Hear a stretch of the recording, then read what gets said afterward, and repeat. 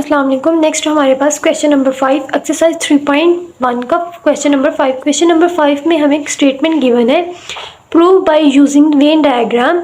हमें Venn diagram को use करके प्रूव क्या करना है। ये दो लॉज हमारे पास है, part A and part B. Part A में हमें लॉ दिया गया associative property of union and part B में इंटरसेक्शन की प्रॉपर्टी दी गई है। हमें इन दोनों लॉज को प्रूव करना है अपने क्वेश्चंस के ऊपर यूजिंग द वेन डायग्राम। जिस तरह हमने प्रीवियस क्वेश्चंस में अपने लॉज को प्रूव करते डायग्राम के ऊपर बाय शेडिंग द एरिया, इसी तरह हमें इन दोनों लॉज को प्रूव करना है वेन डायग्राम के ऊपर। पहले हम एक लॉ को प्रूव करेंगे उसी डायग्राम के ऊपर, फिर हम उसी डायग्राम के ऊपर अपने सेकंड लॉ को प्रूव करेंगे। अब वेन डायग्राम्स के लिए हमें सेट चाहिए, किस सेट के वेन डायग्राम बनेंगी वो हमें गिवन है इसी क्वेश्चन में, पार्ट 1 एंड पार्ट 2। पार्ट 1 में हमें 3 सेट्स गिवन है, पी क्यू एंड आर। इसी तरह पार्ट 2 में भी हमें 3 सेट्स गिवन है, पी क्यू एंड आर। मतलब हम पहले पार्ट 1 को सोल्व करेंगे, पार्ट 1 से को हम लेंगे, उससे हम डायग्राम वेन डायग्राम ड्रॉ करेंगे तीनों सेट से, P Q and R. P Q and R से हम वेन डायग्राम ड्रॉ करेंगे। उस वेन डायग्राम को ड्रॉ करने के बाद उस डायग्राम के ऊपर हम पहले एक लॉ को अप्लाई करके देखेंगे, फिर हम उस पर दूसरे लॉ को अप्लाई करेंगे, मतलब शेडिंग करेंगे इन दोनों लॉ के अकॉर्डिंग। फर्स्ट क्वेश्चन को उठाएंगे, इसकी वेन डायग्राम बनाएंगे और इस वेन डायग्राम के ऊपर पहले एक लॉ को प्रूव करेंगे, फिर सेकंड लॉ को प्रूव करेंगे। इसी तरह हम बाद में सेकंड पार्ट को उठाएंगे और सेकंड पार्ट की वेन डायग्राम बनाएंगे उसके सेट्स के अकॉर्डिंग, और उसके ऊपर इन दोनों पार्ट्स को, दोनों लॉज को प्रूव करेंगे, पहले एक को देन सेकंड लॉ को। फर्स्ट देखिए, हमने सबसे पहले क्वेश्चन नंबर 1, क्वेश्चन नंबर 1 में हमें जो सेट्स गिवन थे पी क्यू एंड आर, हमने वो ले लिए हैं। क्वेश्चन नंबर 1 को सोल्व करने लगे हैं। यहाँ पर 1 में हमें जो गिवन है part 1, P Q and R, इन सेट्स को हमने लिख ली है। पहले हम इस क्वेश्चन नंबर 1 के सेट्स की वेन डायग्राम बनाएंगे, उस वेन डायग्राम के ऊपर इन दोनों लॉज को प्रूव करेंगे। अब देखिए, यहाँ पर हमारे पास P Q and R sets है, हमें इसकी वेन डायग्राम ड्रा करनी है।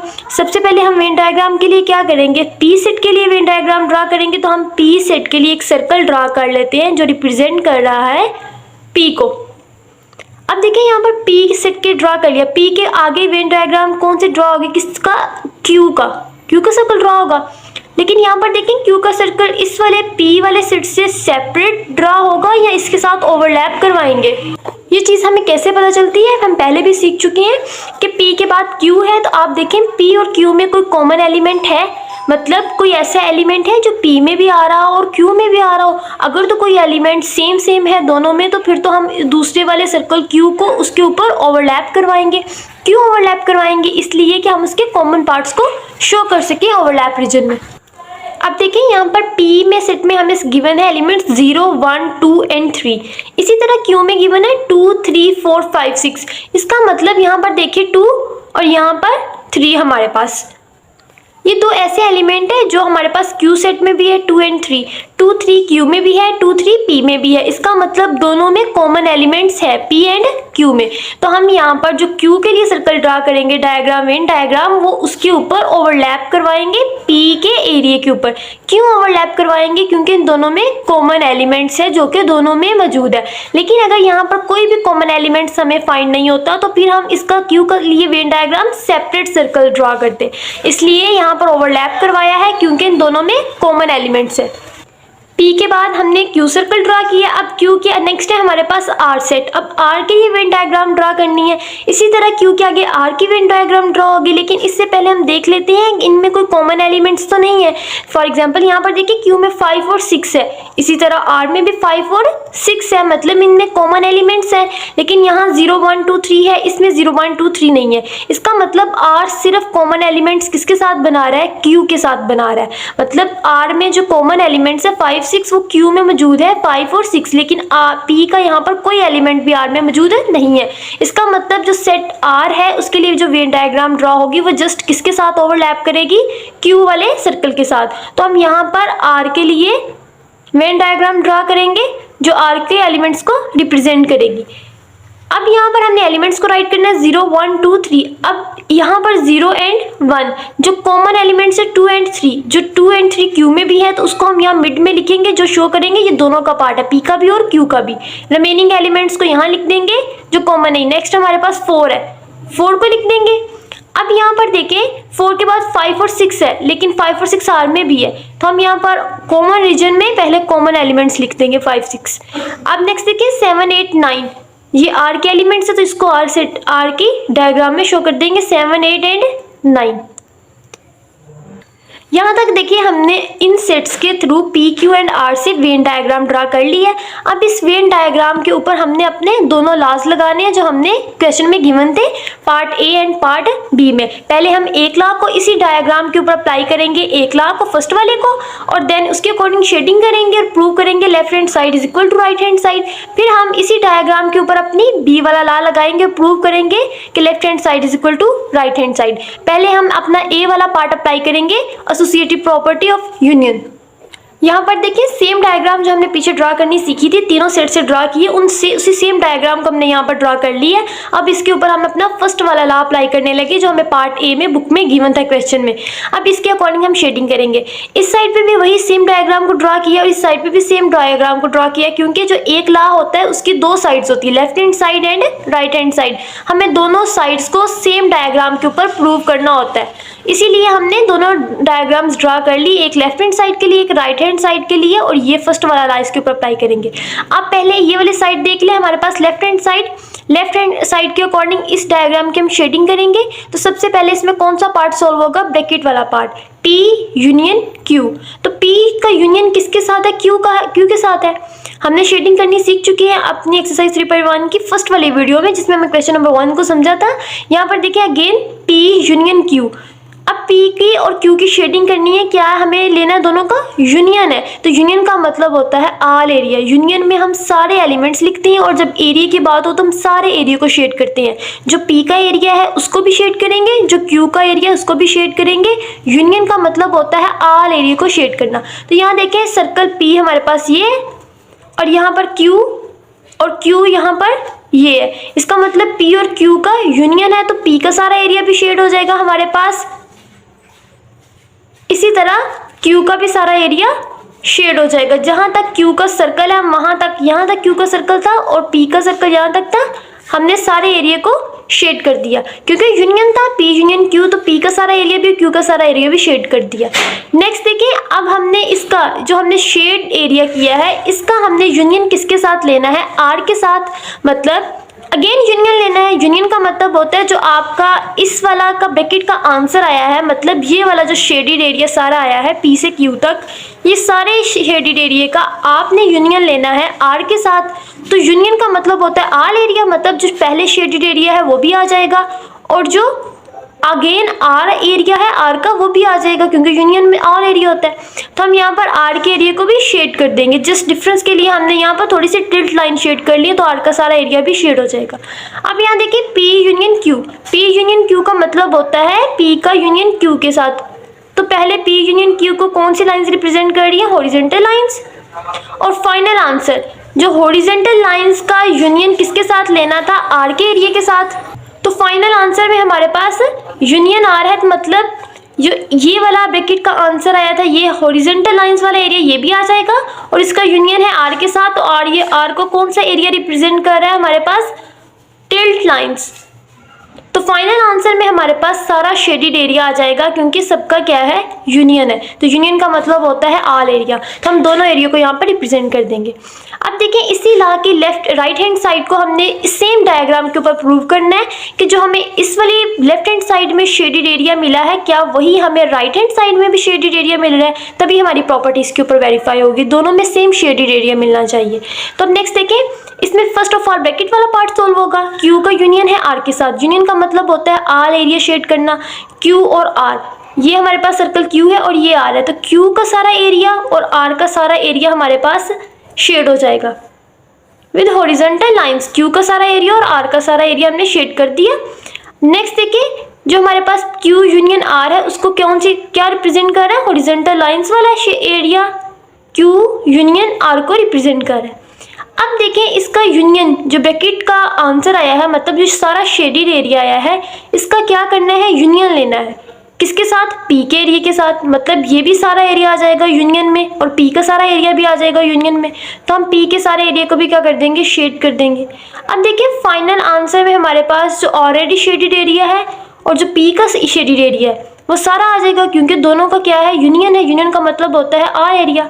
तो हमारे पास हॉरिजॉन्टल लाइन वाला सारा एरिया भी आ जाएगा और जो टिल्ट लाइन से रिप्रेजेंट एरिया है वो भी सारा आ जाएगा, क्योंकि यूनियन का मतलब होता है ऑल एरिया। अब देखिए ये लेफ्ट हैंड साइड थी 1 लाख की, फर्स्ट ए पार्ट में जो हमें लॉ गिवन था उसकी ये लेफ्ट हैंड साइड है, ये राइट हैंड साइड है। तो दोनों साइड्स पे देखें हमें सेम एरिया शेडेड मिल रहा है। इस डायग्राम में भी जो एरिया शेड हुआ है और जो इस डायग्राम में एरिया शेड हुआ है दोनों सेम है। इसका मतलब है left hand side is equal to right hand side. Next हमने इसी सेम डायग्राम के ऊपर जो हमने सेट की है उसके ऊपर अपनी सेकंड प्रॉपर्टी को वेरीफाई करना था जो पार्ट बी में गिवन थी, इंटरसेक्शन वाली। यहाँ पर देखिए हमारे पास सेम डायग्राम है। इस सेम डायग्राम के ऊपर जो क्वेश्चन नंबर 1 से हमने डायग्राम ड्रॉ की थी set P Q and R से, उसके ऊपर एक प्रॉपर्टी तो को वेरीफाई कर लिया था। अब उसकी के ऊपर हमने जो बी पार्ट में हमें प्रॉपर्टी गिवन है इंटरसेक्शन वाली, इसको भी वेरीफाई करना है बिल्कुल उसी तरह जैसे हमने प्रीवियस प्रॉपर्टी को वेरीफाई किया। सेम डायग्राम को दोनों साइड पे ड्रा करेंगे, एक साइड पे लेफ्ट हैंड साइड को प्रूव करेंगे उसी लॉ की और दूसरी साइड पे राइट हैंड साइड को प्रूव करेंगे। अब देखिए पहले ब्रैकेट वाला पार्ट सॉल्व होगा, तो पी का इंटरसेक्शन किसके साथ है, क्यू के साथ है। पहले हमने यूनियन सीखा, अब क्या है, इंटरसेक्शन है। तो पी और क्यू, ये रहा सेट पी और यहाँ पर ये सेट क्यू। अब दोनों सेट्स का क्या लेना है, इंटरसेक्शन लेना है। इंटरसेक्शन का मतलब होता है just common part, common elements, मतलब पी का जो एरिया है और जो क्यू का एरिया है, इन दोनों में जो कॉमन एरिया है जो दोनों में आ रहा है जस्ट उसको शेड करना। मतलब कि जो कॉमन एरिया है उसको शेड करना है पी और क्यू में। तो कॉमन एरिया वही होता है जो ओवरलैप कर रहा हो। तो यहाँ पर सेट पी ये है और सेट क्यू ये है। दोनों में देखिए कोई पार्ट है जो एक दूसरे में आ रहा हो, मतलब एक एरिया में जो ओवरलैप कर रहा हो। तो देखिए यहाँ से लेकर यहाँ तक पी का पार्ट क्यू में आ रहा है और क्यू का यहाँ से लेकर यहाँ तक पार्ट पी में आ रहा है। मतलब 2 और 3 ऐसे एलिमेंट है जो पी में भी है और क्यू में भी है और यही हमारे कॉमन एलिमेंट होते हैं। यही वाला area overlap region common region होता है। तो इंटरसेक्शन में हम ओवरलैप रीजन को शेड करते हैं दोनों एलिमेंट्स के, दोनों सेट्स के। अब देखिए P इंटरसेक्शन Q है, तो ये P है और ये Q है, इसका हमारे पास कॉमन रीजन ये है ओवरलैप रीजन, तो हम इंटरसेक्शन में इसको शेड कर देंगे। नेक्स्ट देखिए अब जो जिस एरिया को आपने शेड किया है ना, इस एरिया का इंटरसेक्शन किसके साथ लेना है, R के साथ। मतलब जो शेडेड एरिया है उस शेडेड एरिया का कोई ऐसा पार्ट है जो ओवरलैप कर रहा हो R के साथ। जहाँ शेडेड एरिया का ऐसा कोई पार्ट है जो R में आ रहा हो, ये यहाँ R का सर्कल है। तो यहाँ पर देखिए R के सर्कल में शेडेड एरिया का कोई पार्ट आ रहा है, नहीं आ रहा। शेडेड एरिया ये है, R ये है, इसका कोई रीजन इसके साथ ओवरलैप नहीं कर रहा। इसका मतलब फाइनल में तो हमारे पास कोई शेडिंग आ ही नहीं रही। तो यहाँ अपने फाइनल आंसर को हम कैसे रिप्रेजेंट करेंगे, B intersection Q। P intersection Q को कौन से रिप्रेजेंट कर रहा है, एरिया जो हमने हॉरिजॉन्टल लाइंस के साथ शेड किया है। लेकिन जब इस शेडेड एरिया का हम इंटरसेक्शन लेते हैं R के साथ, मतलब इस शेडेड एरिया का कॉमन पार्ट लेना है R, उसको शेड करना है। तो इस शेडेड एरिया का कोई ऐसा पार्ट नहीं है जो R के साथ ओवरलैप कर रहा हो। तो इंटरसेक्शन में तो कॉमन पार्ट ओवरलैपिंग एरिया ही शेड होता है। तो जब कुछ एरिया है ही नहीं जो ओवरलैप कर रहा है तो इसका मतलब इसमें कोई एरिया शेड हो ही नहीं सकता। तो जब इसका आंसर नो शेडिंग हो, नो शेडिंग है, नो शेडिंग को हम कैसे रिप्रेजेंट करते हैं, नल का साइन डालकर, कि नल हमारे पास इसका आंसर है। तो नो शेडिंग, कोई भी एरिया शेड नहीं होगा फाइनल आंसर में। नेक्स्ट देखिए अब हमने इसी लॉ की राइट हैंड साइड को प्रूव करना है सेम डायग्राम के ऊपर और देखना है दोनों डायग्राम में सेम शेडेड एरिया मिल रहा है, सेम आंसर मिल रहा है। तो देखिए यहाँ पर भी पहले ब्रैकेट वाला पार्ट सॉल्व होगा, Q इंटरसेक्शन विद R।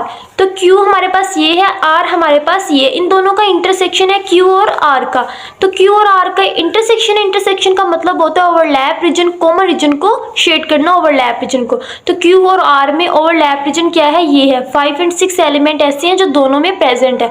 तो ये वाला एरिया हमारे पास क्या हो जाएगा, शेड हो जाएगा। नेक्स्ट देखिए जो शेडेड एरिया आंसर आया है Q इंटरसेक्शन R के साथ, जो आंसर है उसका इंटरसेक्शन लेना है P के साथ। मतलब इस एरिया का इंटरसेक्शन लेना है P के साथ। तो देखिए जो एरिया शेड हुआ है, क्या उस शेडेड एरिया का कोई पार्ट ऐसा है जो P के साथ ओवरलैप कर रहा हो या P रीजन में आ रहा हो। तो शेडेड एरिया ये है, P का सर्कल ये है, दोनों का कोई पार्ट भी एक दूसरे में नहीं आ रहा। तो इसका मतलब कोई शेडिंग हो ही नहीं सकती, क्योंकि ये दोनों पार्ट्स सेपरेट है, कोई भी पार्ट आपस में ओवरलैप नहीं कर रहा। जब ओवरलैप ही नहीं कर रहा तो इंटरसेक्शन हम कैसे लेंगे, कॉमन पार्ट ही इंटरसेक्शन में शेड होता है। तो यहाँ पर फाइनल आंसर में Q इंटरसेक्शन R को कैसे रिप्रेजेंट किया हम लोगों ने, हॉरिजॉन्टल लाइंस के साथ। जो शेडेड एरिया है वो Q इंटरसेक्शन जस्ट R को रिप्रेजेंट कर रहा है। और फाइनल आंसर में हमारे पास नो शेडिंग हमें मिली है, तो हम उसको कैसे रिप्रेजेंट करेंगे, नल के साइन के साथ। और अब अगर हम अपना फाइनल आंसर देखें तो फाइनल आंसर में लेफ्ट हैंड साइड और राइट हैंड साइड दोनों इक्वल है, क्योंकि हमें दोनों में सेम आंसर मिला है, नो शेडिंग। इसका मतलब left hand side is equal to right hand side. यहाँ तक हमारे पास जो पार्ट 1 में हमें सेट्स गिवन थे P, Q एंड R पे, उसके ऊपर हम अपनी दोनों प्रॉपर्टीज लगा चुके हैं जो पार्ट A और पार्ट B में लास्ट गिवन थे, यूनियन और इंटरसेक्शन का। अब देखिए नेक्स्ट हमारे पास पार्ट 2। पार्ट 1 ये था P, Q, R, इससे हमने वेन डायग्राम बनाई और उसके ऊपर दोनों लॉज को अप्लाई कर दिया। अब हमने सोल्व करना है पार्ट 2, इसी क्वेश्चन नंबर 5 का पार्ट 2। पार्ट 2 में हमें जो सेट्स गिवन है P, Q एंड R, वो डिफरेंट सेट्स हैं। यहाँ पर P, Q, R, अब हम इन तीनों सेट्स को लेंगे और इससे वेन डायग्राम बनाएंगे और उस वेन डायग्राम के ऊपर बिल्कुल सिमिलरली ये दोनों पार्ट्स को अप्लाई करेंगे, A और B दोनों लॉज को, जैसे हमने क्वेश्चन नंबर 1 पे अप्लाई किया था। तो पहले हम क्वेश्चन नंबर 2 को लेंगे, इन तीनों सेट्स को लिखेंगे और यहाँ पर इनसे वेन डायग्राम बनाएंगे। उस वेन डायग्राम के ऊपर बाद में हम फर्दर अप्लाई करेंगे अपने लॉज। नेक्स्ट देखें पार्ट 2। पार्ट 2 के हमने यहाँ पर सेट राइट कर ली, अभी हमने इनसे वेन डायग्राम ड्रा करनी है। फर्स्ट देखें P है तो हम P के लिए वेन डायग्राम ड्रा करेंगे। सबसे पहले हमने P के लिए एक सर्कल ड्रा कर लिया। नेक्स्ट हमारे पास सेट Q है, अब हमने Q के लिए सर्कल ड्रा करना है वेन डायग्राम का। अब देखिए यहाँ पर P को ड्रा करने के बाद हमने Q ड्रा करना है, लेकिन Q को ड्रा करने से पहले हमें देखना है कि P और Q का कोई एलिमेंट कॉमन तो नहीं है। अगर कॉमन एलिमेंट होगा तो हम सर्कल कैसे ड्रा करेंगे, ओवरलैप करवाएंगे P के ऊपर। ओवरलैप क्यों करवाएंगे, क्योंकि जो ओवरलैप रीजन होता है उसमें हम कॉमन एलिमेंट्स को लिखते हैं जो दोनों सर्कल में, दोनों सेट्स में मौजूद होते हैं।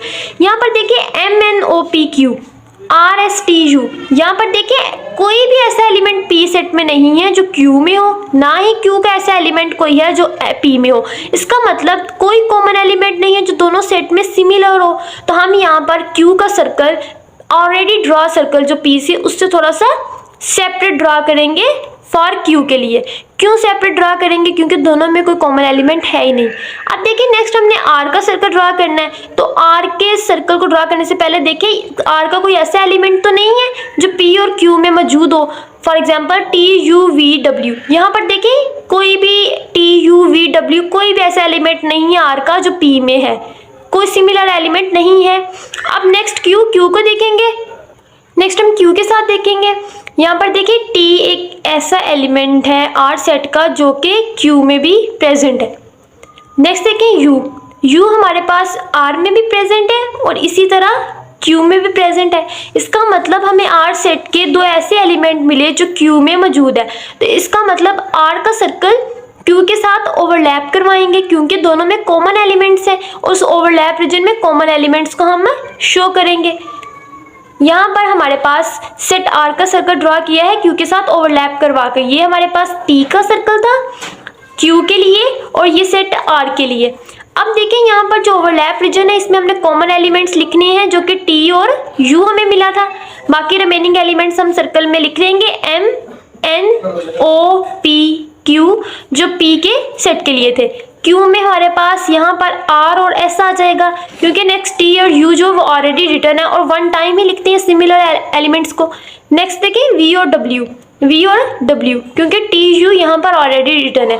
TU यहाँ पर जो ओवरलैप रीजन है, इसका मतलब ये Q का पार्ट भी है और R का पार्ट भी है।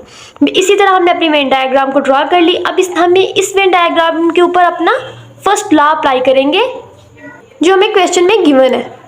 यहाँ पर देखिए हमने अपने लॉ को अप्लाई कर लिया, जो हमने इसके ऊपर लॉ को राइट कर लिया है, जो हमने इसके ऊपर डायग्राम के ऊपर वेन डायग्राम के ऊपर अप्लाई करना है।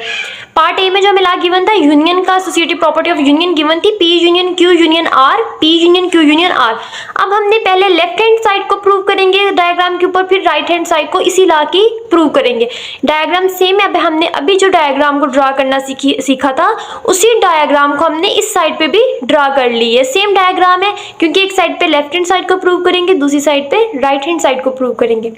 लेफ्ट हैंड साइड में देखिए सबसे पहले ब्रैकेट वाला पार्ट सोल्व होगा, जैसे हमने प्रीवियस क्वेश्चन में किया था।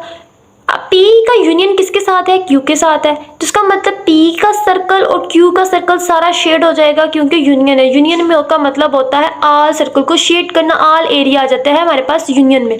तो P का यूनियन किसके साथ है, Q के साथ। तो यहाँ पर हमारे पास P का सर्कल, ये P का सर्कल है, ये Q का सर्कल है, दोनों क्या हो जाएंगे, फुली शेड हो जाएंगे। पी का यूनियन किसके साथ है, क्यू के साथ। जहां तक क्यू का सर्कल है हम वहां तक सारे को शेड कर लेंगे। नेक्स्ट देखिए, अब जो पी का यूनियन था क्यू के साथ, अब उसका यूनियन किसके साथ लेना है, आर के साथ। मतलब पी यूनियन क्यू का जो आंसर आया है, जो शेडेड एरिया आया है पी यूनियन क्यू का, उसका किसके साथ यूनियन लेना है, आर के साथ। यूनियन का मतलब होता है ऑल एरिया लिखना। अब देखें ये इसका जो आंसर आया है वो एरिया भी आ जाएगा। जब यूनियन आर के साथ लेंगे तो आर का एरिया भी आ जाएगा। यूनियन का मतलब होता है ऑल एरिया, तो हमारे पास सर्कल आर का भी सारा एरिया क्या हो जाएगा, शेड हो जाएगा जहां तक सर्कल आर है। फाइनल आंसर कैसे रिप्रेजेंट करेंगे, पी का यूनियन है क्यू के साथ। पी यूनियन क्यू सारी डायग्राम में कौन सा एरिया ऐसा है जो पी यूनियन क्यू को रिप्रेजेंट कर रहा है, पी और क्यू को विद हॉरिजेंटल लाइंस वाला एरिया रिप्रेजेंट कर रहा है। अब देखिए फाइनल आंसर में तो दोनों एरिया आ जाएंगे, जितना भी डायग्राम में शेडेड एरिया है, एक हॉरिजेंटल लाइन के साथ दूसरा टिल्ट लाइन के साथ, वो सारा एरिया हमारे पास यूनियन में आ जाएगा फाइनल आंसर में, हॉरिजेंटल लाइंस वाला और टिल्ट लाइंस वाला। तो यहाँ फाइनल आंसर में हमारे पास ऑल एरिया आ जाएगा। नेक्स्ट देखिए हमारे पास P Q union R, Q का यूनियन किसके साथ लेना है, आर के साथ। तो क्यू का यूनियन आर के साथ लेना, right hand side property, right hand side को प्रूव करने लगे हैं, ब्रैकेट वाला पार्ट फर्स्ट सॉल्व होगा। क्यू का यूनियन जब लेंगे आर के साथ, तो यूनियन का मतलब होता है ऑल एरिया। तो हमारे पास आर और क्यू दोनों का ऑल एरिया शेड हो जाएगा यूनियन में। तो क्यू यूनियन आर को कैसे रिप्रेजेंट करेंगे, विद हॉरिजॉन्टल लाइंस के साथ, क्योंकि हमने ऑल एरिया को शेड किया। अब जो शेडेड एरिया आया है उसका यूनियन किसके साथ है, पी के साथ है। मतलब पी का सारा एरिया भी शेड हो जाएगा क्योंकि यूनियन है। यूनियन का मतलब होता है ऑल एरिया। अब फाइनल आंसर में यूनियन है तो पी का सारा एरिया भी आ जाएगा और क्यू यूनियन आर का भी सारा एरिया आ जाएगा। तो फाइनल आंसर में हमारे पास सारा एरिया आ जाएगा जो कि शेड है विद हॉरिजॉन्टल लाइंस के साथ एंड विद टिल्ट लाइंस के साथ। तो फाइनल आंसर में देखिए हमारे पास दोनों साइड पे हमें सेम एरिया मिल रहा है, सेम शेड एरिया शेड हुआ है दोनों डायग्राम्स में। इसका मतलब है left hand side is equal to right hand side. Next हम अब इसी सेम डायग्राम के ऊपर अपने सेकेंड लॉ को अप्लाई करेंगे जो कि पार्ट बी में हमें गिवन है इंटरसेक्शन का। नेक्स्ट देखिए हमारे पास सेम डायग्राम है, उस सेम डायग्राम के ऊपर अब हम सेकेंड लॉ को अप्लाई करने लगे जो पार्ट बी में गिवन था इंटरसेक्शन का। फर्स्ट हम लेफ्ट हैंड साइड अप्लाई करेंगे, देन उसी डायग्राम के ऊपर राइट हैंड साइड को प्रूव करेंगे। फर्स्ट हमारे पास लेफ्ट हैंड साइड में ब्रैकेट वाला पार्ट सॉल्व होगा। ब्रैकेट में हमें गिवन है पी इंटरसेक्शन क्यू।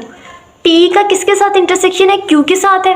अब हमारे पास मतलब पी का सर्कल ये रहा और इसी के साथ हमारे पास क्यू का सर्कल ये रहा।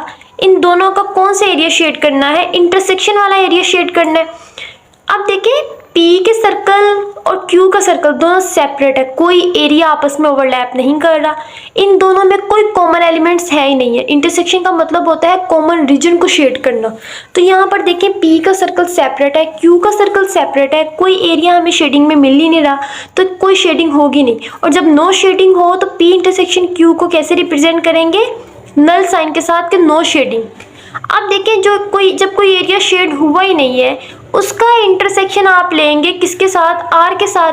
तब जो नो शेडिंग एरिया का इंटरसेक्शन आर के साथ लेंगे तो हमें आंसर में नल ही मिलेगा, मतलब नो शेडिंग ही मिलेगी। इसी तरह राइट हैंड साइड को देखें, क्यू इंटरसेक्शन आर, क्यू का इंटरसेक्शन किसके साथ लेना है, हमने आर के साथ लेना है। अब देखिए क्यू और आर, क्यू का सर्कल ये है, आर का सर्कल ये है। इंटरसेक्शन का मतलब होता है कॉमन एरिया को शेड करना। क्यू और आर में कॉमन एरिया ये मिड वाला एरिया जिसने ओवरलैप किया हुआ है, हम इस एरिया को शेड कर देंगे विद हॉरिजॉन्टल लाइंस के साथ। अब देखें क्यू इंटरसेक्शन आर को डायग्राम में कौन सा एरिया रिप्रेजेंट कर रहा है, जो कि हॉरिजॉन्टल लाइंस के साथ शेड किया गया है। अब इस शेडेड एरिया का आपने इंटरसेक्शन किसके साथ लेना है, पी के साथ लेना है। अब देखें जिस एरिया ने शेड एरिया है उस एरिया का कोई ऐसा पार्ट है जो पी के अंदर आ रहा है। शेडेड एरिया यहाँ पर है, पी यहाँ पर है, कोई कॉमन पार्ट दोनों में है ही नहीं है। ना शेडेड एरिया का कोई पार्ट पी के साथ ओवरलैप कर रहा है, ना पी का कोई पार्ट शेडेड एरिया के साथ ओवरलैप कर रहा है, दोनों सेपरेट है। तो कोई एरिया शेड होगा ही नहीं फाइनल आंसर में। तो फाइनल आंसर हमें क्या मिलेगा, नो शेडिंग। नो शेडिंग को कैसे रिप्रेजेंट करेंगे, नल साइन के साथ। अब देखिए यहाँ पर एक बात क्लियर होगी कि जो फाइनल आंसर में हमें शेडिंग मिलेगी वो नो शेडिंग है। मतलब हमें फाइनल आंसर में दोनों साइड पे सेम आंसर मिल रहा है, नो शेडिंग, नल साइन मिल रहा है। इसका मतलब left hand side is equal to right hand side.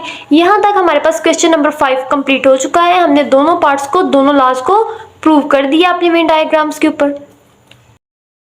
Next है हमारे पास इसी एक्सरसाइज का क्वेश्चन नंबर 6। क्वेश्चन नंबर 6 में जो हमें स्टेटमेंट गिवन थी, हमें वेरीफाई बोला गया था, हमें एक लॉ दिया गया है, उससे बोला गया वेरीफाई करें।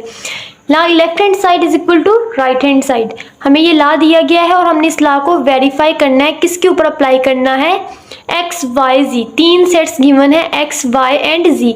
इन तीनों सेट्स के ऊपर हमें इस लॉ को अप्लाई करना है, लेकिन कैसे अप्लाई करना है? With the help of Venn diagram. मतलब कि जैसे हमने प्रीवियस क्वेश्चन में सेट्स को यूज करके वेन डायग्राम को ड्रा किया था, इसी तरह अब हमने इस क्वेश्चन में भी एक्स वाई जी, या बुक में आपको सिर्फ क्वेश्चन यहाँ तक गिवन है और बोला गया है with the help of a Venn diagram के साथ आपने इसको प्रूव करना है। ये वेन डायग्राम्स हम खुद ड्रा करेंगे। कैसे ड्रा करेंगे? जैसे हमने प्रीवियस क्वेश्चन में इन सेट्स को यूज करके ड्रा किया है, अब इसी तरह एक्स वाई जी इन सेट्स को यूज करके हम पहले वेन डायग्राम ड्रा करेंगे और फिर उस डायग्राम के ऊपर हम अपनी इस प्रॉपर्टी को वेरीफाई करेंगे, इस प्रॉपर्टी के अकॉर्डिंग शेडिंग करेंगे और देखेंगे कि left hand side is equal to right hand side. अब इसकी वेन डायग्राम कैसे ड्रा होगी? तो सबसे पहले इन सेट्स को थोड़ा सा अंडरस्टैंड करें जो हमें गिवन है। एक्स वाई जी, हमें तीन सेट्स गिवन है। एक्स के एलिमेंट्स है -1, -2 एंड -3। y के एलिमेंट्स है 0, 1, 2, 3। y में जो एलिमेंट्स गिवन है वो पॉजिटिव नंबर है और जो x में हमें एलिमेंट्स गिवन है वो नेगेटिव नंबर है, नेगेटिव साइन के साथ गिवन है और y सेट में पॉजिटिव एलिमेंट्स को रिप्रेजेंट कर रहा है। लेकिन जो z सेट है, लास्ट वाला सेट g सेट है, वो किस नंबर्स को रिप्रेजेंट कर रहा है? पॉजिटिव नंबर को भी रिप्रेजेंट कर रहा है और नेगेटिव नंबर को भी रिप्रेजेंट कर रहा है। मतलब कि हमारे पास जी सेट में वो सारे एलिमेंट्स हैं जो कि पॉजिटिव में भी है और नेगेटिव में भी है। मतलब जी सेट के पास +1 भी है और -1 भी है। जी सेट के पास +2 भी है, -2 भी है, +3 भी है और -3 भी है। अगर हम इनको सेपरेट करके लिखें तो जी सेट के पास पॉजिटिव का 1 भी होगा और माइनस का 1 भी होगा, पॉजिटिव का 2 भी होगा, माइनस का 2 भी होगा और 0 भी है जी सेट के पास। इसका मतलब यहाँ पर अपने सेट्स को देखें, x किसको रिप्रेजेंट कर रहा है? माइनस एलिमेंट्स को, -1, -2, -3। तो z के पास -1 भी है, -2 भी है, -3 भी है। इसका मतलब x सारे का सारा ऐसा सेट है जो हमारे पास सारा z के अंदर मौजूद है। इसी तरह y को देखें, y में 0 है, 1, 2, 3 है। z सेट के पास 0 भी है, पॉजिटिव का 1 भी है, 2 भी है, 3 भी है, पॉजिटिव का 1, 2, 3 भी है। इसका मतलब जो y का सारा सेट है वो z के अंदर मौजूद है। x का जो सारा सेट है वो z के अंदर मौजूद है। x माइनस एलिमेंट को रिप्रेजेंट करे, जो माइनस एलिमेंट इसके पास है वो z के पास भी है। ये पूरे का पूरा सेट किसके अंदर है? z के अंदर है। y पूरे का पूरा सेट किसके अंदर है? ये भी z के अंदर है। अगर फर्दर इसको देखने के लिए यहाँ पर थोड़ा सा इसको सिंप्लीफाई फॉर्म में लिख लेते हैं हमारे पास कि जो z सेट है उसके पास कौन कौन से एलिमेंट्स है, उसको ओपन करके लिख लेते हैं। पॉजिटिव का 1, 2 एंड 3, माइनस का 1, माइनस का 2, माइनस का 3। अब देखें जो हमारे पास x सेट था उसके पास -1, -2, -3 मौजूद है। इसी तरह जो y सेट है उसके पास पॉजिटिव के एलिमेंट्स 2 एंड 3। अब यहाँ पर देखें जो x सेट है -1, -2, -3, तो क्या z के पास -1, -2, -3 ये तीन एलिमेंट्स ही x के पास, तीनों के तीनों किसके अंदर है? z के अंदर है। यहाँ पर देखिए y के पास पॉजिटिव एलिमेंट है 0, 1, 2, 3, तो यहाँ से लेकर यहाँ तक जितने एलिमेंट्स हैं वो सारे y के हैं। तो y सारे का सारा सेट किसके अंदर है? z के अंदर है। तो जब कोई ऐसा सेट हो कि जिसके सारे के सारे एलिमेंट्स ही दूसरे सेट के अंदर मौजूद हो तो सेट को हम उस सेट के अंदर ड्रा करते हैं। मतलब कि जैसे यहाँ पर देखिए जी सेट है, हम यहाँ पर जी सेट का सर्कल ड्रा करेंगे। ये किसको रिप्रेजेंट कर रहे हैं? सेट जी को, सेट जी के लिए सर्कल है वेन डायग्राम। अब देखिए अगर मैं x को इसके साथ ड्रा करूँ तो x का सर्कल कहाँ ड्रा होगा? इसके साथ तो ड्रा नहीं होगा ना, इसके साथ ओवरलैप करवा कर ड्रा कर दो। ओवरलैप करवाएं, ओवरलैप तब करवाते हैं जब कुछ एलिमेंट्स कॉमन हो और कुछ एलिमेंट्स कॉमन ना हो। मतलब कुछ ऐसे एलिमेंट्स हो जो दोनों सेट में सिमिलर नहीं है, तब हम ओवरलैप करवाते हैं कि जस्ट दो एलिमेंट्स कॉमन है उनको ओवरलैप रीजन में लिख देंगे, बाकी सेपरेट करके लिख देंगे। लेकिन यहाँ पर देखिए x के एलिमेंट्स तीनों के तीनों किसके अंदर मौजूद है, जी के अंदर। जब कोई सारा सेट दूसरे सेट के अंदर मौजूद हो तो उस सेट को हम उसी सेट के अंदर छोटा सर्कल यहाँ बनाकर रिप्रेजेंट कर देते हैं। मतलब कि जो -1 -3 एलिमेंट्स है ये सारे के सारे किसके अंदर है, जी का पार्ट है, जी के अंदर है। इसी तरह वाई के सारे सेट किसके अंदर है, जी के अंदर है वाई के सारे एलिमेंट्स। तो इसका मतलब वाई सेट भी किसके अंदर ड्रा हो जाएगा, सारा जी के अंदर ड्रा हो जाएगा। तो इसकी वेन डायग्राम कुछ यूँ बनेगी कि सेट जी का जो सर्कल हमारे पास आएगा उन दो उसके अंदर एक्स और वाई का सर्कल ड्रा हो जाएगा जो सेट्स के एलिमेंट्स को रिप्रेजेंट करेगा, क्योंकि वो सारे के सारे एलिमेंट्स जी का पार्ट है। और जब कुछ सारे एलिमेंट्स एक मौजूद हो जाए एक एलिमेंट में तो हम उसको इस तरह ड्रा करते हैं जिसको हम कहते हैं सबसेट। इस चीज़ को हम क्या कहते हैं, सबसेट। कि वाई सबसेट है किसका, जी का, क्योंकि वाई के सारे एलिमेंट्स जी के अंदर प्रेजेंट है और वो उसके अंदर ड्रा होगा। इस सेट को कहते हैं सबसेट। तो यहाँ पर देखिए हमारी वेन डायग्राम भी जो समझाई है कुछ इसी तरह ऊपर हमने शेप दी अपनी वेन डायग्राम को। अब इसी वेन डायग्राम के ऊपर हमने अपना लॉ अप्लाई करना है जो कि हमें क्वेश्चन में गिवन है। देखिए हमने सेम वेन डायग्राम को ड्रॉ कर लिया। जो भी हमने समझी सी वेन डायग्राम इस क्वेश्चन के लिए कैसे ड्रॉ होगी, इन सेट से उस डायग्राम को हमने ड्रॉ कर लिया। अब हमने उस डायग्राम की फिलिंग करनी है, उसमें उसके एलिमेंट्स को राइट करना है। यहाँ पर देखिए हमारे पास एक्स सेट के जो एलिमेंट्स थे -1 -2 -3 उसको हमने एक्स में राइट किया है। यहाँ पर हमने एक्स साइड में एक्स के एलिमेंट्स लिख दिए। इसी तरह जो वाई के एलिमेंट्स है उसको जो वाई का सेट तो उसके अंदर लिख दिए 0 1 2 3। अब देखें जो हमारे पास जी के एलिमेंट्स है 0 + -1 2 एंड 3 जो एलिमेंट्स है ये ऑलरेडी लिखे चुके हैं, इनको हम अगेन नहीं लिखेंगे। मतलब कि जो जी के एलिमेंट्स हैं 1 + 1 जी का एलिमेंट्स है तो यहाँ पर +1 देखिए राइट कर चुकी है। -1 जी का एलिमेंट है तो -1 भी लिख चुके हैं। ये दोनों सेट किस चीज़ के सबसेट है, सेट जी के सबसेट है। मतलब ये सारे के सारा सेट किसके अंदर है, जी के अंदर है। अगर एक्स का एलिमेंट -1 है तो वो किसका एलिमेंट है, जी का एलिमेंट भी है। ये सारे का सारा सेट किसके अंदर है, जी के सेट के अंदर है। मतलब जो एक्स के एलिमेंट है वो जी के भी हैं, जो वाई के एलिमेंट्स हैं वो जी के एलिमेंट्स भी हैं। इसलिए हमने इसको जस्ट 1 टाइम राइट कर दिया, एक्स के एलिमेंट्स एक्स में, वाई के एलिमेंट्स वाई में, जी के एलिमेंट्स ऑलरेडी रिटर्न हो चुके हैं एक्स और वाई में। ये जो दोनों एलिमेंट्स हैं ये किसके एलिमेंट्स हैं, जी के एलिमेंट्स भी हैं। इसी तरह हमने दूसरी साइड पे भी सेम वेन डायग्राम में फिलिंग कर ली, दोनों साइड पे सेम डायग्राम ड्रा कर ली। अब हम इस डायग्राम के ऊपर जो क्वेश्चन में हमें लॉ गिवन था उसके अकॉर्डिंग इस डायग्राम की शेडिंग करेंगे।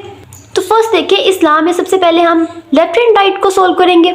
लेफ्ट हैंड साइड में हमें जो पार्ट गिवन है एक्स यूनियन वाई इंटरसेक्शन जी, उसमें हम जस्ट पहले ब्रैकेट वाला पार्ट सोल्व करेंगे। ब्रैकेट वाले पार्ट में हमें गिवन है वाई इंटरसेक्शन जी।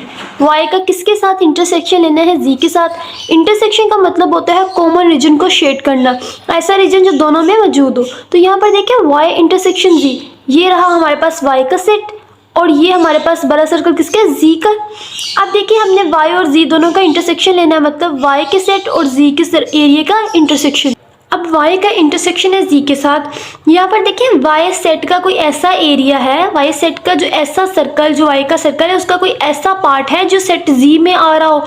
तो यहाँ पर देखिए ये y का सर्कल है, क्या y का कोई ऐसा एरिया है, ये y का सर्कल यहाँ तक के सर्कल का कोई ऐसा एरिया है जो z के अंदर आ रहा हो या z के साथ ओवरलैप कर रहा हो। वही वाला रीजन हम इंटरसेक्शन में शेड करते हैं ना, जो एक पार्ट का दूसरा रीजन दूसरे सेट में आता है उसी पार्ट को हम शेड करते हैं। यहाँ पर देखें ये y का सर्कल है, क्या y सर्कल का कोई ऐसा एरिया है जो z सर्कल में आ रहा हो। तो y का पूरे का पूरा सर्कल ही किसके अंदर है, z के अंदर है। इसका मतलब y का सारा एरिया किसके अंदर है, z के अंदर है। तो y सारे का सारा हमारे पास क्या हो जाएगा, शेड हो जाएगा, क्योंकि कॉमन पार्ट को ही शेड करते हैं, ओवरलैप रीजन को शेड करते हैं। तो y का तो सारा सर्कल ही ओवरलैप किया हुआ है z के साथ, मतलब सारा सर्कल ही z के अंदर है, इसलिए हम सारे सर्कल को शेड कर देंगे। अब इसी तरह देखिए हमारे पास नेक्स्ट y इंटरसेक्शन z, जो इसका आंसर आएगा, जो इसका एरिया आएगा उसका यूनियन किसके साथ लेना है, x के साथ यूनियन लेना है। यूनियन का मतलब होता है ऑल एरिया लिखना। अब देखिए जो इस वाला हमारे पास इस सर्कल का ब्रैकेट वाले का एरिया शेड आया है, इस शेडेड एरिया का आपने यूनियन किसके साथ लेना है, x के साथ लेना है। तो ये भी एरिया आ जाएगा और x का भी सारा एरिया आ जाएगा, क्योंकि यूनियन है। यूनियन का मतलब होता है इसका भी सारा एरिया और x का भी सारा एरिया, तो x भी सारे का सारा शेड हो जाएगा।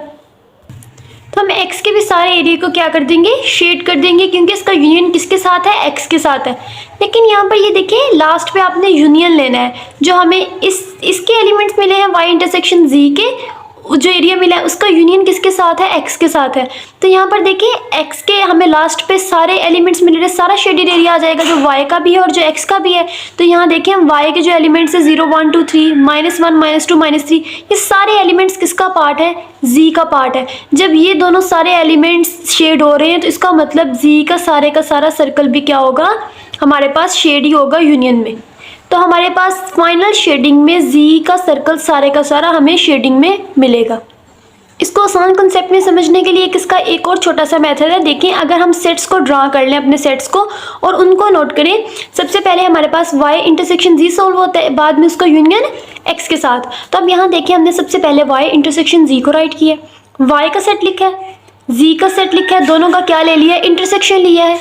अब देखिए यहाँ पर इंटरसेक्शन में y और z दोनों के इंटरसेक्शन में, इंटरसेक्शन का मतलब होता है कॉमन एलिमेंट्स को लिखना जो दोनों में मौजूद हो। तो यहाँ देखें 0 1 2 3, 0 यहाँ पर हमारे पास 1 0 1 2 3, 0 भी आ जाएगा क्योंकि इसमें है 1, पॉजिटिव का इसमें भी है और इसमें भी है, वो भी नीचे आ जाएगा। पॉजिटिव का 2 x में भी, y में भी है और z में भी है, इसलिए वो भी कॉमन एलिमेंट्स में आ जाएगा। 3 हमारे पास y में भी है और पॉजिटिव का 3 z में भी है, तो वो भी कॉमन एलिमेंट्स में नीचे आ जाएगा। तो यहाँ पर देखिए हमें कौन सा सेट इंटरसेक्शन लेने के बाद मिल रहा है, 0 1 2 3, ये एलिमेंट्स हमें लास्ट में मिले हैं जब हमने y इंटरसेक्शन z लिया।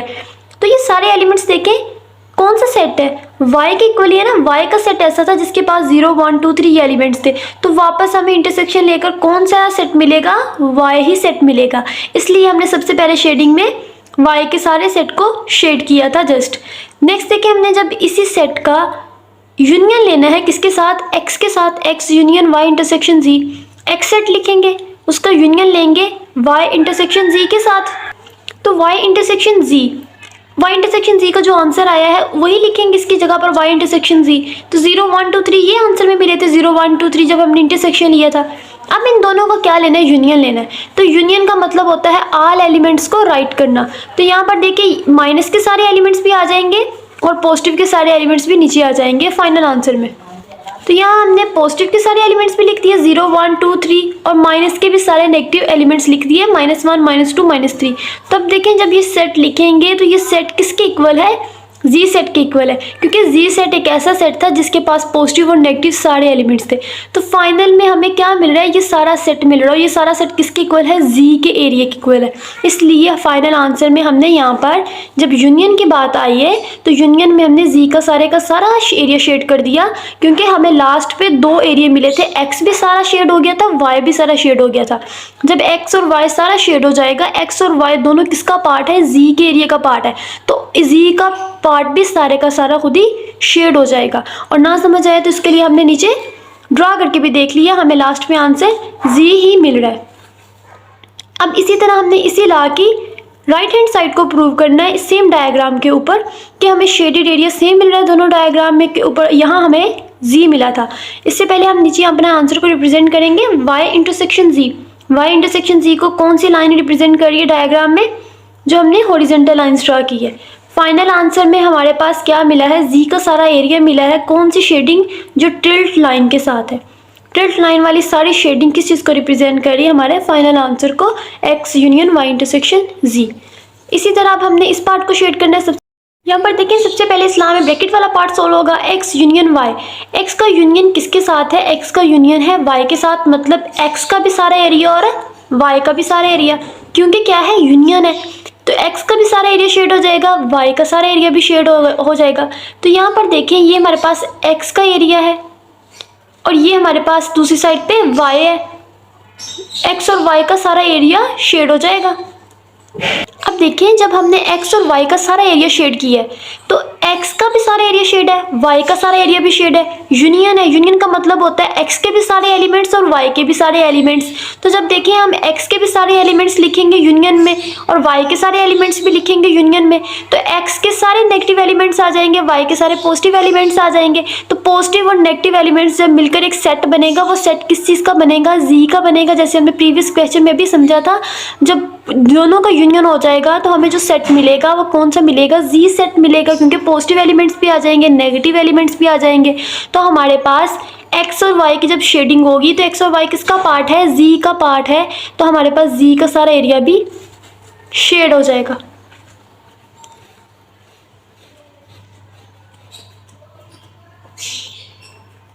क्योंकि x और y किसका पार्ट है, z का पार्ट है। जब x का यूनियन लेंगे y के साथ तो सारे एलिमेंट्स आ जाएंगे जो किसका पार्ट है, z का पार्ट है।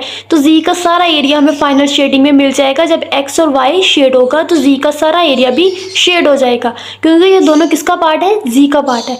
नेक्स्ट वाली साइड देखिए, x का यूनियन किसके साथ है, z के साथ है। x का यूनियन किसके साथ है, z के साथ है। ये x का सर्कल है, ये z का सर्कल है। यूनियन है, यूनियन का मतलब होता है ऑल एरिया, तो x का भी सारा एरिया आ जाएगा और z का भी सारा एरिया आ जाएगा। तो यहाँ पर ये देखिए, ये x सर्कल है और ये z सर्कल है। हम यहाँ पर इन दोनों का एरिया आ जाएगा, तो हम यहाँ पर शेडिंग करेंगे थोड़ी सी टिल्ट लाइन के साथ। ये x है, x का भी सारा एरिया आ जाएगा और ये सर्कल z है, z का सारा एरिया भी आ जाएगा। अब देखिए यहाँ पर ये y जो है किसका पार्ट है, z का पार्ट है। जब हम z के सारे सर्कल को शेड कर रहे हैं तो y भी शेड में आ जाएगा, क्योंकि ये किसका पार्ट है, z का पार्ट है। हमने सारे z के सर्कल को शेड करना है।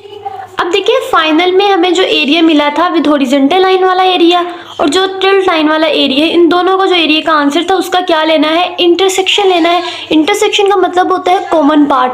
तो डायग्राम में वही हमें कॉमन पार्ट मिलेगा जिस एरिया के पास दोनों लाइंस होंगी, मतलब जिसके पास हॉरिजॉन्टल लाइंस भी है और जिसके पास टिल्ट लाइन भी है। तो यहाँ पर देखिए जी के जो सारे का सारा सर्कल है उसके नीचे हॉरिजॉन्टल लाइन और उसके ऊपर टिल्ट लाइन है, मतलब फाइनल आंसर में हमारे पास सारा एरिया आ जाएगा, क्योंकि सारे एरिया में ही डबल लाइंस है। डबल लाइंस वाला एरिया ही इंटरसेक्शन में आएगा। तो यहाँ पर देखें जी का सारा सर्कल ही हमें इंटरसेक्शन में मिल जाएगा। अब अपने आंसर को हम राइट करते हैं नीचे। यहाँ तक हम अपने डायग्राम ड्रा कर ली थी। अब देखिए x union y same diagram है, इसकी सेम शेडिंग है। पहले हॉरिजॉन्टल लाइंस और उसके ऊपर tilt line. x union y को कौन सी लाइन रिप्रेजेंट कर रही है, हॉरिजॉन्टल लाइंस। इसी तरह नीचे बताएंगे हम कि हमारे पास x यूनियन z को कौन सी लाइन रिप्रेजेंट कर रही है। जब हमने x का यूनियन लिया z के साथ तो टिल्ट लाइन वाला एरिया सारा इस चीज़ को रिप्रेजेंट कर रहा है। अब फाइनल में हमने अपना आंसर लिखना है।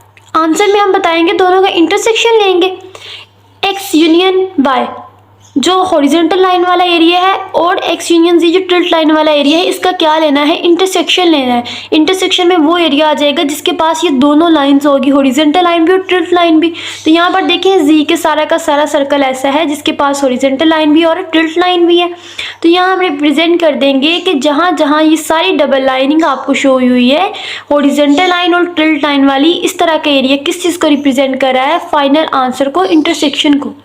अब जरा कंपेयर करें दोनों साइड्स पे, दोनों डायग्राम में। तो जो इस डायग्राम में हमें लेफ्ट हैंड साइड में जो शेडेड एरिया मिला था लास्ट फाइनल में, वो टिल्ट लाइन वाला था। तो जी का सारा सर्कल उस टिल्ट लाइन में आ रहा था, जी का सारा सर्कल शेड में मिला था फाइनल में। तो इधर देखें, इधर लास्ट में फाइनल वाला आंसर डबल लाइंस वाला है। तो जी का सारा सर्कल ऐसा है जिसके पास डबल लाइंस है। तो यहाँ पे फाइनल में जी की सारी शेडिंग मिली है और इस तरफ भी जी के सारे सर्कल की शेडिंग मिली है। इसका मतलब है left hand side is equal to right hand side. यहाँ तक हमारा क्वेश्चन नंबर 6 कंप्लीट हो चुका है। नेक्स्ट देखिए हमारे पास क्वेश्चन नंबर 7। क्वेश्चन नंबर 7 में जो हमें गिवन है स्टेटमेंट वेरीफाई, हमें एक लॉ दिया गया है, हमें प्रूव करना है इस लॉ की left hand side is equal to right hand side. हमें एक लॉ दिया गया है वेरीफाई करने के लिए और हमसे डिफरेंट सेट हमें दिए गए हैं, हमसे बोला गया इनको अप्लाई करें।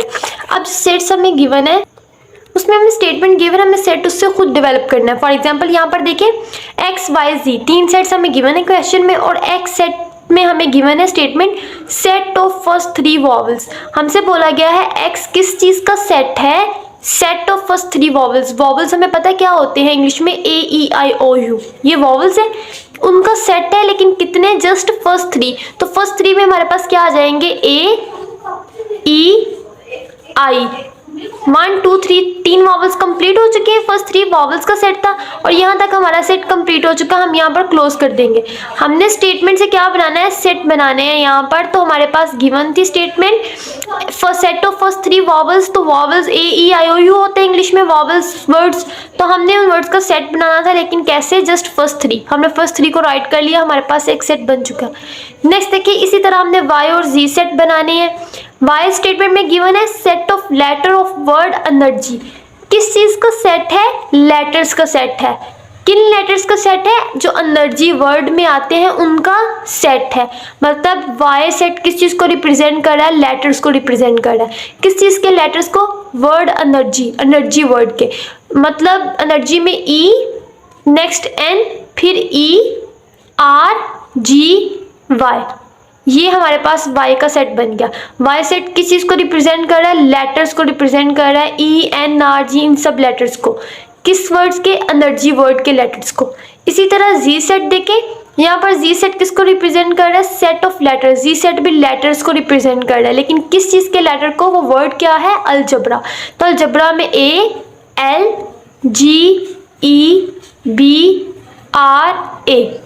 तो हमने अलजबरा वर्ड्स के सारे लेटर्स यहाँ लिख लिए और z का सेट बन गया।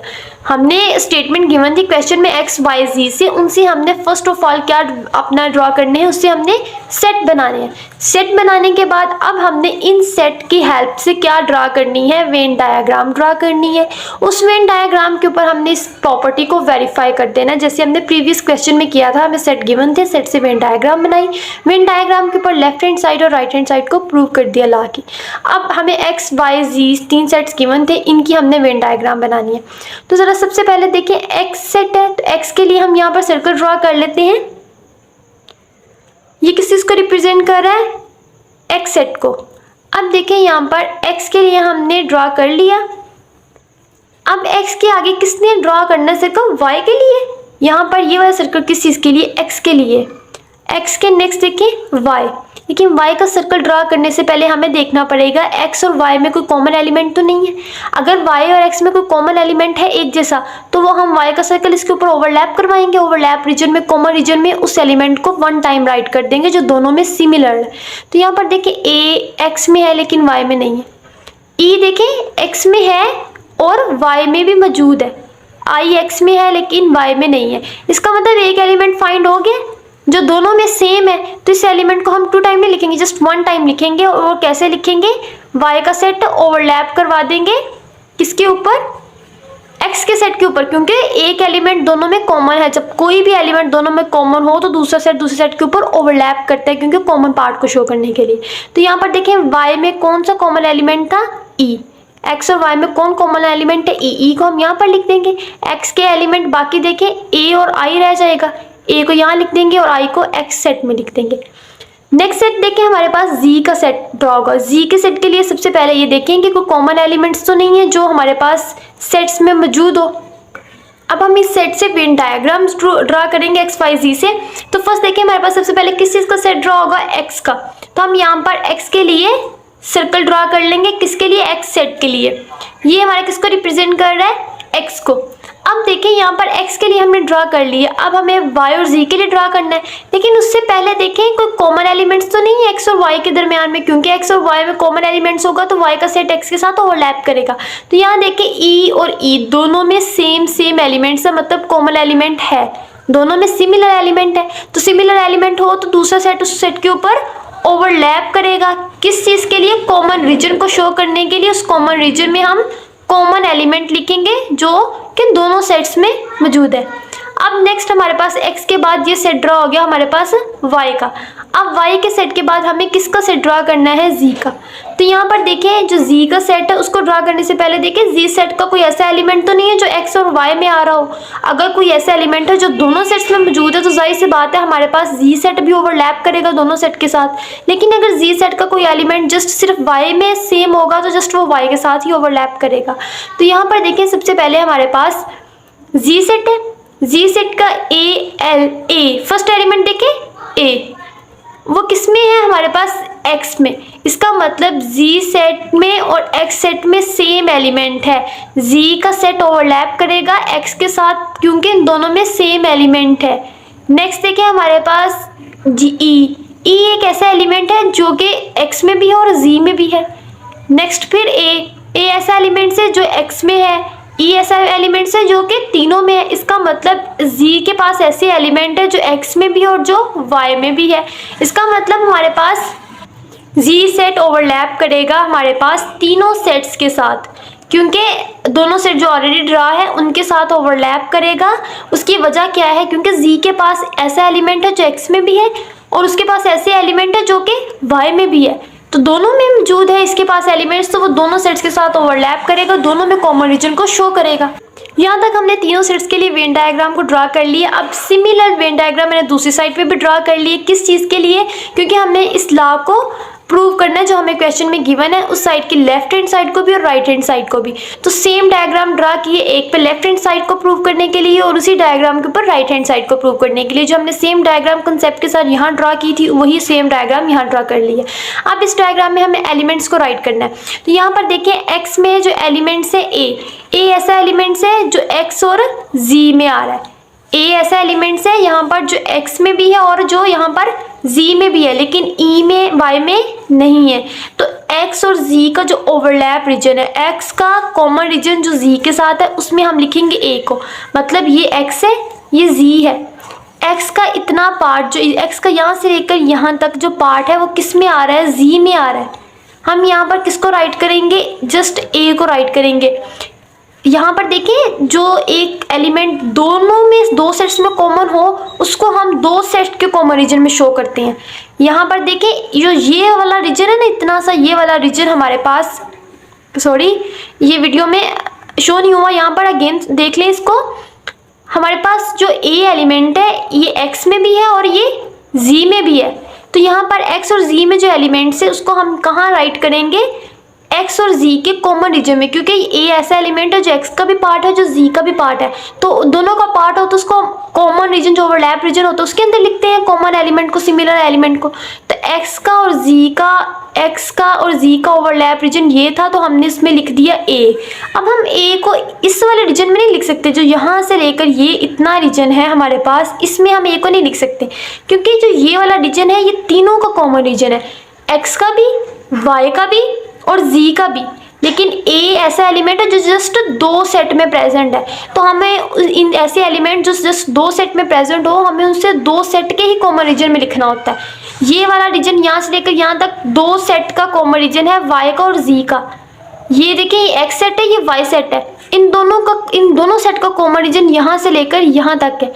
ये वाला रीजन, इतना रीजन जो है ना ये वाला, ये किसका है, दो सेट का कॉमन रीजन। लेकिन ये मिड में रीजन है ना ये वाला, ये तीनों सेट का कॉमन रीजन है। इस कॉमन रीजन में वो एलिमेंट हम राइट कर सकते हैं जो तीनों सेट में मौजूद हो। अब देखें ए जो एलिमेंट है वो दो सेट में था, एक्स और जी में। हमने एक्स और जी का जो कॉमन रीजन था यहाँ लिख दिया। अब नेक्स्ट देखें ई ऐसा एलिमेंट है जो एक्स में भी है, वाई में भी है, जी में भी है।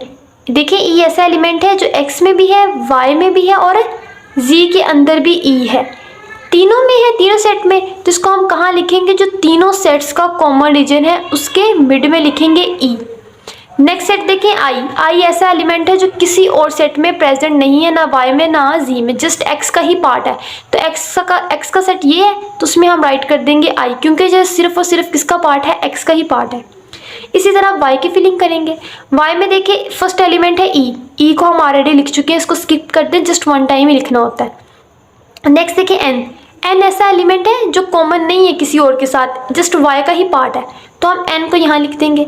नेक्स्ट अगेन ई है, ई को हम लिख चुके हैं, स्किप कर दें। नेक्स्ट देखिए r ऐसा एलिमेंट है जो z में है। ये देखिए यहाँ पर r y में भी है और यहाँ पर r z में भी है। तो r दोनों सेट्स में है, y और z में, तो ये दोनों के कॉमन रीजन में आएगा। y सेट और z सेट दोनों का कॉमन रीजन क्या है, ये तो हम यहाँ पर क्या राइट करेंगे, r को हम दोनों के कॉमन रीजन में राइट करेंगे y और z के, क्योंकि ये y और z दोनों का पार्ट है। नेक्स्ट देखिए g के बाद है y। g एक ऐसा पार्ट है, एलिमेंट है जो दोनों में है, सेट z में भी है और y में भी है।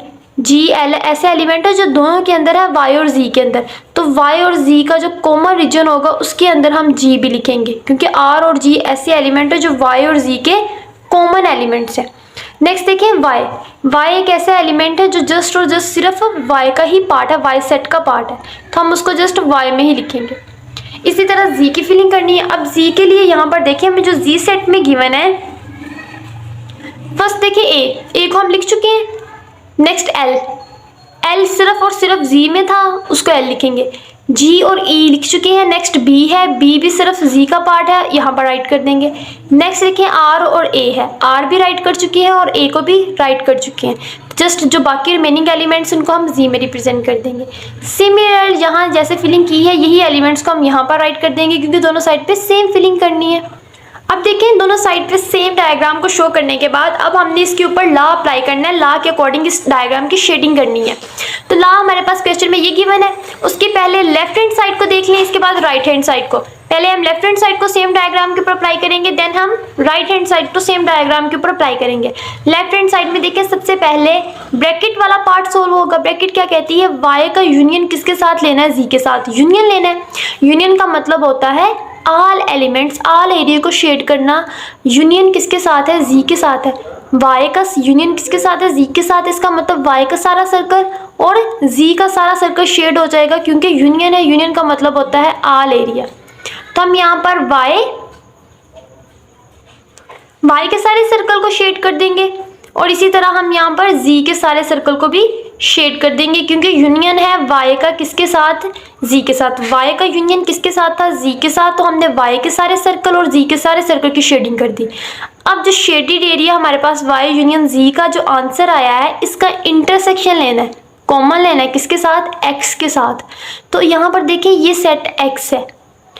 इंटरसेक्शन का मतलब होता है ओवरलैप रीजन, जो ओवरलैप रीजन उसकी शेडिंग होती है इंटरसेक्शन में। तो यहाँ पर देखें जो आपने y यूनियन z का आंसर आया, मतलब y यूनियन का जो शेडेड एरिया आया है, क्या इस शेडेड एरिया का कोई ऐसा पार्ट है जो x के अंदर आ रहा हो, x के सर्कल के अंदर। अगर कोई पार्ट शेडेड एरिया का x के सर्कल के अंदर आ रहा है तो वही पार्ट शेड होगा इंटरसेक्शन में, क्योंकि इंटरसेक्शन का मतलब होता है कॉमन पार्ट जो दोनों में हो। तो यहाँ पर देखें ये शेडेड एरिया है, कि शेडेड एरिया का कोई ऐसा पार्ट है जो x के अंदर आ रहा हो।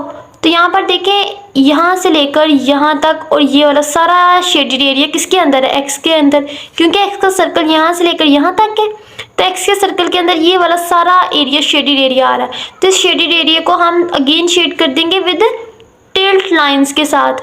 ये टिल्ट लाइन किसको रिप्रेजेंट कर रही है, x intersection y union z को। अब जब हम नीचे अपना इस वाले सर्कल का लेफ्ट हैंड साइड का आंसर राइट करेंगे, सबसे पहले हम y यूनियन z को शो करेंगे, क्योंकि हमारी डायग्राम में दो तरह की लाइंस है। हमने नीचे रिप्रेजेंट करना होता है, बताना होता है कि ये दोनों लाइंस किस चीज़ को रिप्रेजेंट कर रही है, क्योंकि एग्जामिनर को देखने वाले को ये नहीं पता कि आपकी हॉरिजॉन्टल लाइन किस चीज़ के लिए है, वर्टिकल लाइंस किस चीज़ के लिए है। तो आपने ये बताना होता है नीचे y यूनियन z। पहले हमने क्या लिया, y यूनियन z, हम यहाँ y यूनियन z लिखेंगे। इसके बाद हमने x का इंटरसेक्शन लिया किसके साथ, y यूनियन z के साथ। यही हमारा लॉ था। y यूनियन z को कौन सा एरिया रिप्रेजेंट कर रहा है सर्कल में, डायग्राम में। तो हम यहाँ पर बताएंगे कि जो हॉरिजॉन्टल लाइन के साथ एरिया है वो y का यूनियन था z के साथ। जो फाइनल आंसर हमारा, जब हमने इंटरसेक्शन लिया है तो हमें इस एरिया के साथ, शेडेड एरिया के साथ जब इंटरसेक्शन लिया, हमें कौन सा एरिया मिला है, ये वाला एरिया जिस पे डबल लाइंस लगी हुई हैं। तो हम बताएंगे कि फाइनल आंसर में हमारे पास जिसके नीचे हॉरिजॉन्टल लाइंस है, ऊपर टिल्ट लाइन है, डबल लाइन वाला एरिया किसको शो कर रहा है, इंटरसेक्शन को शो कर रहा है x के साथ y यूनियन z के। इसी तरह अब हमने अपने राइट हैंड साइड को प्रूव करना है इसी ला किसी सेम डायग्राम के ऊपर। सबसे पहले ब्रैकेट वाला पार्ट सॉल्व होंगे। तो ब्रैकेट में देखें x इंटरसेक्शन y, x का इंटरसेक्शन किसके साथ है, y के साथ है। इंटरसेक्शन है, इंटरसेक्शन का मतलब होता है कॉमन पार्ट को शेड करना, ओवरलैप पार्ट को शेड करना। मतलब आप देखेंगे कि x सर्कल का कोई ऐसा पार्ट है जो y में आ रहा हो, वही शेड होगा। तो ये देखें ये x सर्कल है, क्या x सर्कल यहाँ से लेकर यहाँ तक है। क्या x सर्कल का कोई ऐसा पार्ट है जो किस में आ रहा है, y सर्कल में आ रहा हो। तो y सर्कल ये है, तो x सर्कल का यहाँ से लेकर यहाँ तक, x सर्कल का यहाँ से लेकर यहाँ तक पार्ट देखें किसके अंदर है, y के अंदर। इसका मतलब जो x का यहाँ से लेकर यहाँ तक पार्ट y के अंदर मौजूद है, यही पार्ट यहाँ से लेकर यहाँ तक शेड होगा, क्योंकि x का इंटरसेक्शन किसके साथ है, y के साथ है। तो हम इस पार्ट को क्या कर देंगे, शेड कर देंगे, जो दोनों में कॉमन है, दोनों में ओवरलैप कर रहा है। तो x और y में ये वाला पार्ट आपस में ओवरलैप कर रहे थे, हमने इसको शेड कर दिया। नेक्स्ट देखिए x का इंटरसेक्शन किसके साथ है, z के साथ है। इंटरसेक्शन का मतलब कौन क्या होता है कि कॉमन पार्ट को शेड करना, कि x का कोई ऐसा पार्ट है जो z के अंदर आ रहा हो। तो यहाँ पर देखिए x सर्कल ये है, तो x सर्कल का यहाँ से लेकर यहाँ तक जो पार्ट है वो किसके अंदर है, ये सर्कल z है हमारे पास, यहाँ से लेकर यहाँ तक सर्कल z है। तो z सर्कल के अंदर हमारे पास ये पार्ट आ रहा है, तो हम कॉमन पार्ट को शेड कर देंगे कि x का इंटरसेक्शन था z के साथ, कि x का कोई ऐसा पार्ट है जो z के अंदर आ रहा हो, सर्कल z के अंदर। तो यहाँ देखें ये x का सर्कल है, ये x का सर्कल और ये यहाँ से यहाँ तक z का सर्कल है। तो एक्स के सर्कल का यहाँ से लेकर यहाँ तक सारा पार्ट किसके अंदर है, जी सर्कल के अंदर ही आ रहा है। तो हम इस पार्ट को क्या कर देंगे, शेड कर देंगे विद टिल्ट लाइंस के साथ, यूं उसकी शेडिंग कर देंगे।